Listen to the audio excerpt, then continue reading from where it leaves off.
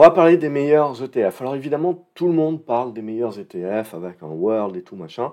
Je vais prendre dans cette vidéo en fait une tournure complètement différente. C'est-à-dire, si les meilleurs ETF qu'on vous annonce comme étant les meilleurs ne sont pas les meilleurs, parce que ça arrivera et ça finira par arriver, quels vont être les vrais meilleurs ETF en termes de performance justement, si les meilleurs qu'on vous donne ne sont pas ceux qui performent à l'avenir. Donc en fait, ce que je vous propose, c'est de voir une rotation dans votre portefeuille et de vous poser les bonnes questions. Et on va prendre en fait à chaque fois le meilleur ETF, donc en gros, ça sera quand même une vidéo où vous aurez les meilleurs ETF, les plus simples à utiliser, etc., si vous le voulez.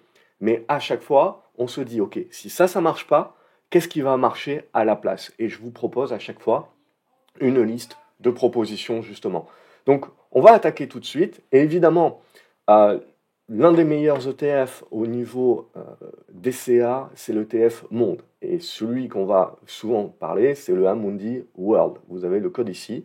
Sinon, vous pouvez aller directement sur faire un DCA sur un tracker S&P 500 et vous avez le BNP Easy S&P qui est là aussi. Donc, si pour autant on n'a pas envie de faire un ETF monde en mode DCA parce qu'on apporte dans cet ETF monde de la surpondération des USA qui représentent 70% de ces ETF monde, et à l'intérieur, vous avez également 35% de tech, et notamment de tech US. Donc si on a peur de ça, et si en plus on a peur éventuellement de l'euro-dollar, le dollar qui est très fort, éventuellement il continuera de l'être ou pas, mais on parle bien entendu de se projeter quand on fait un DCA ou qu'on achète des ETF monde, on parle de se projeter et de se dire ok, j'en suis pour plusieurs années, donc il faut que je regarde un petit peu, est-ce que les tendances qui sont en place vont être modifiées ou pas. Donc si j'ai peur de tout ça, eh bien éventuellement j'ai une petite idée pour essayer d'aller sur un Invesco MSCI World Equal Weight, donc c'est-à-dire qu'en gros toutes mes actions ont le même poids. Donc en gros, s'il y a 500 actions, je vais être à 0,2% par action. Donc ça permet déjà de réduire déjà la surpondération des US, de réduire la surpondération de la tech, tout en les ayant toujours. Donc on met tout le monde sur le même tableau. Vous avez la même chose donc, sur un S&P Equal Weight. Et vous avez la même chose, si vous voulez, avec ici un World, et on va hedger l'euro-dollar. Donc on peut partir très bien toujours sur un tracker World, un ETF World, mais on va le hedger contre le dollar pour se protéger éventuellement des variations du dollar, avec Trump éventuellement qui peut amener beaucoup de volatilité sur les monnaies. Ça peut être une bonne idée. Donc ça, voilà. Ça pour moi, donc, ce sont les solutions pour éviter les risques éventuels de ce meilleur ETF monde qui vous est souvent proposé, notamment dans les stratégies de DCA. Alors on vous dit évidemment d'investir dans les grosses caps, donc les très grosses caps, les Nvidia compagnie, donc ce sont les Batman. La tech, l'IA, c'est la révolution à ne pas manquer. Donc si vous voulez faire ça, on part directement sur un Lixor Nasdaq ou sur un S&P 500 top 20. Donc en gros, vous allez être ciblé uniquement sur les 20 plus grosses capitalisations du S&P 500. Donc ce sont celles qui ont le plus performé. Est-ce qu'elles vont continuer de performer ou pas? C'est la question. Donc on a peur des investissements, des capex, des investissements monstrueux. Est-ce qu'ils vont se planter, pas se planter? Est-ce que c'est rentable, c'est pas rentable? Donc si j'ai peur de tout ça, j'ai d'autres solutions à moi. Si je dis, ok, je veux bien investir sur les méga caps américaines, mais je veux pas investir sur le top 7, sur les 7 magnifiques. Donc en gros, je vais je vais sortir les 7 magnifiques. En fait, je sors plus que ça. Je sors les 30 plus grosses caps du S&P 500 et je vais donc sur un Amundi MSCI USA donc exempt de méga cap. Donc en gros, c'est les 470 autres valeurs du S&P 500. Donc ça, c'est on va dire l'ETF parfait pour dire rotation. Donc le reste va performer plus que ces top méga cap qui sont les grosses performeurs depuis quelques années. Je peux également aller chercher des valeurs européennes avec un facteur value. Donc je vais cibler essentiellement les valeurs value en Europe. Alors quand j'investis en Europe, on va dire c'est essentiellement un indice qui est très value. Donc rajouter un facteur value par-dessus, ça change pas trop le schmilblick, mais bon, il est là, il existe. Je peux aussi décider, alors il faut faire attention évidemment aux tarifs douaniers de Trump, mais je peux décider d'aller me dire, ok, j'ai envie d'aller acheter éventuellement les matières premières, parce que L'IA, ça peut performer, etc., mais ça peut bloquer sur des actions comme Nvidia, etc. Donc, il peut y avoir plus de concurrence. Par contre, je vais avoir besoin de plus en plus de data centers, de plus en plus d'énergie, etc. Même si j'ai mes prix et mes coûts qui continuent de baisser, en fait, ça a permis une démocratisation plus rapide. Et donc, il faut de plus en plus de ressources. Et donc, si je vais investir au Canada ou en Australie, c'est essentiellement des indices qui sont typés matières premières. Et je peux, ou sinon, partir en Angleterre aussi, qui est un indice qui va être très porté value également. Donc beaucoup d'actions value, beaucoup de minières, etc. Donc je peux aller chercher directement de l'Angleterre. On vous dit évidemment d'investir sur les marchés émergents. Si je veux investir sur les marchés émergents, j'ai un Amundi Emerging Markets qui va avoir à peu près 40% de Chine à l'intérieur. Je peux éventuellement cibler directement la Chine, donc avec un MSCI Chine, ou je peux prendre un marché émergent ciblé Asie, puisque le deuxième gros marché, mis à part la Chine, c'est le Brésil.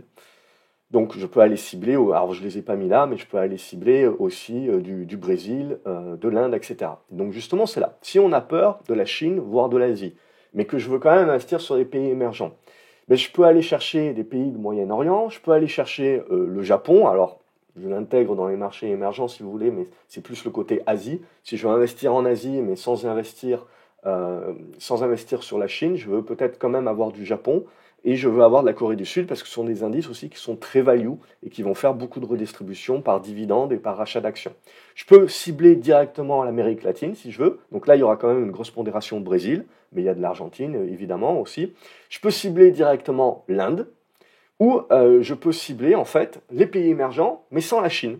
Donc en gros, ça va repondérer le reste, et la plus grosse pondération sans la Chine, ça va être notamment le Brésil. Donc après, je vais avoir de l'Indonésie, je vais avoir tout ce qui va être Philippines et compagnie, euh, Vietnam, Thaïlande. On peut, après, vous avez, alors je ne les ai pas mis là, mais évidemment, vous avez une liste longue comme le bras où vous pouvez aller cibler directement un pays en particulier. Mais si on veut rester large, parce que là l'idée c'est de dire voilà quels sont les meilleurs ETF un peu pour rester très large et pour avoir 5-6 ETF dans son portefeuille et c'est tout, voilà c'est ça l'idée. Donc si je veux investir dans les pays émergents mais que j'ai un peu peur de la Chine, je peux en effet essayer de partir un petit peu sur d'autres contrées. On vous dit évidemment les petites capitalisations et notamment américaines, il faut y investir dedans, c'est là où il y a le plus gros rattrapage. Donc si on veut le faire, on prend du Russell 2000 directement. Alors il y a un Amundi, un SPDR, il y a une différence sur les frais si vous voulez, mais derrière c'est surtout les capitalisations. Alors il y a certains ETF dont je vous parle qui sont assez récents, donc vous verrez que l'encours n'est pas énorme, mais à mon avis les iShares notamment, leur encours sont voués à grossir énormément parce que les frais sont quand même très agressifs comparés à Amundi. Ce qui va peut-être pousser Amundi d'ailleurs à baisser ses frais à eux, ce qui serait plutôt pas mal. Donc la même problématique ici, si on achète des petites capitalisations américaines, on a la même problématique de l'euro-dollar et des niveaux de valorisation. Donc on se dit peut-être qu'à la maison en Europe, c'est peut-être pas plus mal. Donc si je veux investir en Europe, j'ai un Amundi Euro Small Caps, donc là je suis en Europe. Je peux également me dire, ok, je fais attention quand même à mes valeurs de croissance, j'ai peut-être, et mes valeurs de service, j'ai peut-être plus envie de faire de la small cap value à nouveau. Donc je peux aller chercher ça en Europe, et on le voit, c'est également, donc ça va être ciblé, typé sur value, mais je peux aussi le faire aux États-Unis. C'est-à-dire, le côté value aux États-Unis, ça va être surtout des banques, et notamment des banques régionales. Évidemment, ça peut rappeler de mauvais souvenirs avec la Silicon Valley Bank, mais c'est ça en gros. Si vous achetez du Russell 2000 typé value, vous allez voir à l'intérieur les grosses pondérations, surtout des banques. Mais regardez un petit peu les banques, c'est le truc qui passe un petit peu à l'ouest, tout le monde parle de l'IA, etc. Mais les performances des banques, et notamment des banques européennes, si on sort de la France, vous verrez que ça a une bien meilleure performance cette dernière année que toutes les valeurs liées à la technologie. Alors, on vous dit d'investir en bourse sur les US donc, et sur la tech, sur l'IA, le Bitcoin et le luxe. Donc, si on veut investir sur tout ça, vous avez un iShare S&P 500 qui est ciblé tech, information, technologie. Vous pouvez aller sur un VanEck Crypto Miners également. Vous avez, donc là, ça va être sur les minières, évidemment, du Bitcoin. Vous avez un LNG que je trouve pas mal sur l'intelligence artificielle, qui est plutôt pas cher. Il est assez jeune encore, mais je pense qu'il va gagner. On peut partir, alors là, ils me font toujours rêver les Américains avec leur code. Alors JEDI, le code, évidemment, on parle des Space Innovators. Donc là, c'est aussi assez typé spéculation, etc.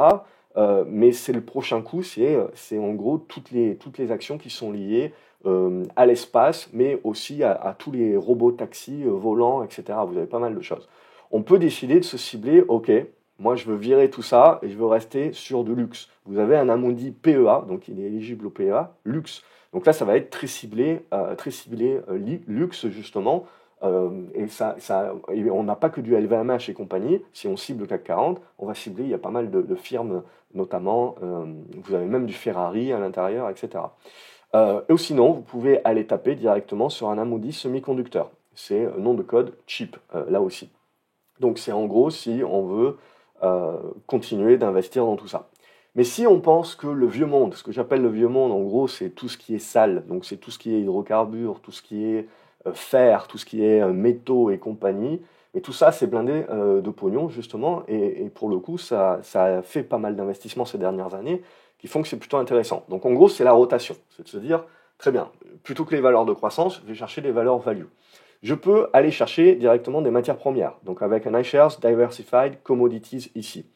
Je peux aller chercher de l'agribusiness, c'est tout ce qui est engrais et compagnie. Au bout d'un moment, si vous voulez, même si on parle vieillissement des populations, il faut toujours bouffer. On est bientôt 8 milliards. C'est juste que les populations jeunes et en expansion, qui vont devenir une classe moyenne aussi, elles sont dans les pays émergents. Donc à partir de ce moment-là, j'ai quand même toujours besoin de plus en plus de rentabilité de mes terres. Donc j'ai besoin d'engrais. Et les engrais, ils ont besoin très souvent, phosphate et compagnie, de gaz naturel pour être produits. Donc on boucle la boucle, si vous voulez, au niveau des matières premières et de tout ce qui va être lié aux machines, outils, pour continuer d'avoir de la rentabilité. Parce que le bio, c'est bien, si vous voulez, mais au bout d'un moment, vous utilisez beaucoup plus de terres pour pouvoir produire les mêmes quantités. Et les terres sont quand même pas si on n'en trouve pas autant que ce que l'on voudrait. Donc c'est pour ça notamment que vous avez aussi beaucoup de personnes qui disent l'huile de palme c'est mauvais, etc. Mais c'est aujourd'hui une huile, si vous voulez, qui a besoin de moins de terre possible pour être produite en grande quantité. Et si vous deviez faire des huiles beaucoup plus bio, beaucoup plus saines pour la santé, entre guillemets, tout ce qu'on veut, en fait, il n'y a pas suffisamment de terre cultivable dans le monde pour faire qu'une seule huile, etc. Donc il faut aussi prendre ça, c'est comme le maïs, si vous voulez. À un moment donné, si vous avez les prix du maïs qui commencent à augmenter, ça va pousser tout un tas d'agriculteurs à dire, ben, moi je vais faire du maïs cette année plutôt que du blé. Sauf que le maïs, vous avez besoin de bien plus d'engrais. Donc vous voyez, vous pouvez avoir des shifts comme ça qui peuvent pousser les productions d'engrais, les demandes, donc la potache et tout ça. Donc un iShares agribusiness, c'est très ciblé, bien entendu, c'est peut-être pas pour tous les profils, mais ça fait partie des trucs où je trouve ça intéressant pour les prochaines années. Vous avez un défense armement, évidemment, je vous fais pas je vous fais pas le dessin avec tous les investissements qu'il y a liés à l'OTAN, mais également donc les pays européens qui doivent pousser, la guerre en Ukraine, on ne sait pas comment ça va se terminer. On peut partir sur un iShares Physical Gold, on peut partir sur les producteurs d'or. On voit, ils performent pas trop alors que l'or est au plus haut. Alors après, on peut être ciblé, je pense, plus sur l'argent. Je trouve que c'est peut-être plus intéressant, mais après, il n'y a pas... Sur l'or, on va trouver beaucoup d'ETF, sur l'argent un petit peu moins, mais argent-platine, pour moi, c'est un petit peu là où il y a un peu plus de performance à jouer. On peut partir sur des juniors, c'est un peu plus spéculatif évidemment que les producteurs des majeurs, mais les juniors, voilà, c'est des petits producteurs, un peu plus spéculatifs, mais ça peut être pas mal. L'énergie, alors on sait bien que Trump veut faire baisser le prix du pétrole, mais je pars du principe, si vous voulez, qu'il y a quand même une demande, et avec la baisse des taux, un retour de la demande, et avec la Chine éventuellement, on peut avoir des demandes accrues en termes de métaux et d'hydrocarbures. Donc on a quand même, ça verse des dividendes, donc ça dépend ce que vous voulez faire, mais si vous avez une stratégie value, vous allez taper forcément dans les valeurs d'énergie. Vous avez également, si on parle baisse des taux, le real estate qui peut être intéressant. Alors ici, c'est un iShares qui est ciblé Europe, real estate, où on peut éventuellement, là aussi, récupérer des dividendes et aller chercher de la surperformance au niveau de l'immobilier. On a la santé, je trouve, qui est toujours très intéressante. Si vous regardez mes autres vidéos, vous savez que voilà, je crois beaucoup à la santé. On voit depuis le début de l'année, ça performe très bien. Et donc, les ressources basiques. Faites attention par rapport à certains trackers, évidemment, regardez ce qu'il y a à l'intérieur, parce que dans ce Basic Resource, par exemple, je crois qu'en gros, vous avez 60% de la pondération du tracker, de l'ETF, qui est sur trois valeurs. Bon, c'est les Glencore, BHP et Rio Tinto, si vous voulez, bien entendu. Mais voilà, C'est à savoir, certains trackers, regardez un petit peu ce qu'il y a à l'intérieur. Sinon, je vous ai proposé, voilà ce que je considère comme les ETF les meilleurs, si vous voulez, pour faire avoir quelques alternatives. Alors, on te dit que investir en Europe, il faut le faire si vous voulez, ça va remonter, c'est pas cher et compagnie. Donc pour le faire, évidemment, on peut partir sur un Eurostock 600. J'aime bien Eurostock 600 parce que c'est plus large et on va avoir un petit peu de tout. Des banques, des minières, il y a un petit peu de tout là-dedans.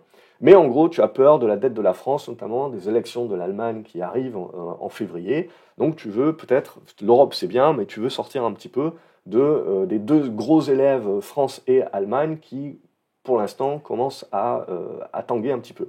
Donc il y a la Pologne, c'est toujours un marché qui est très peu cher. Je trouve que c'est un marché, si vous voulez, qui manque de flux.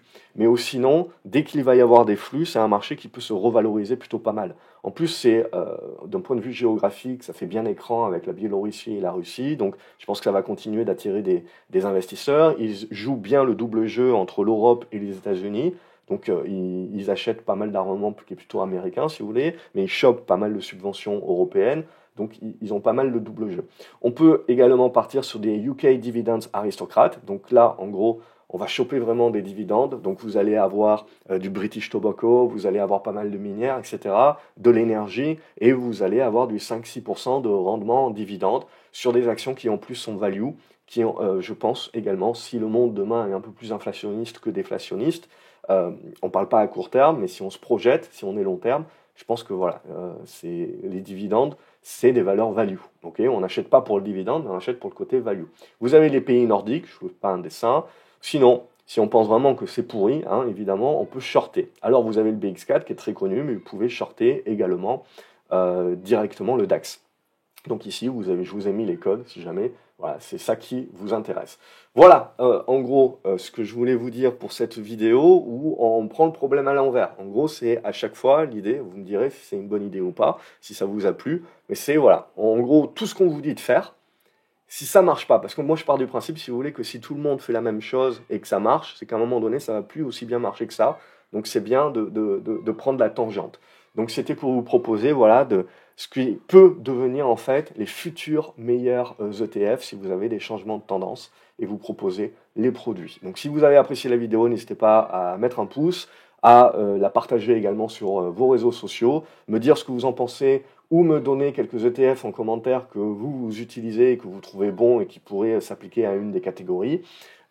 Et moi, je vous retrouve à une prochaine vidéo. Et la prochaine, on rentrera un petit peu plus dans le détail sur voilà, ce que j'apprécie comme action à long terme également. Donc si on ne veut pas faire des ETF, mais qu'on veut rentrer un peu plus et qu'on veut sélectionner quelques actions, je vous proposerai quelques actions aussi que je pense qui à long terme peuvent bien performer. Je vous invite également à regarder cette autre vidéo si vous voulez avoir un éventail beaucoup plus large de tous les ETF que je trouve intéressants. Salut!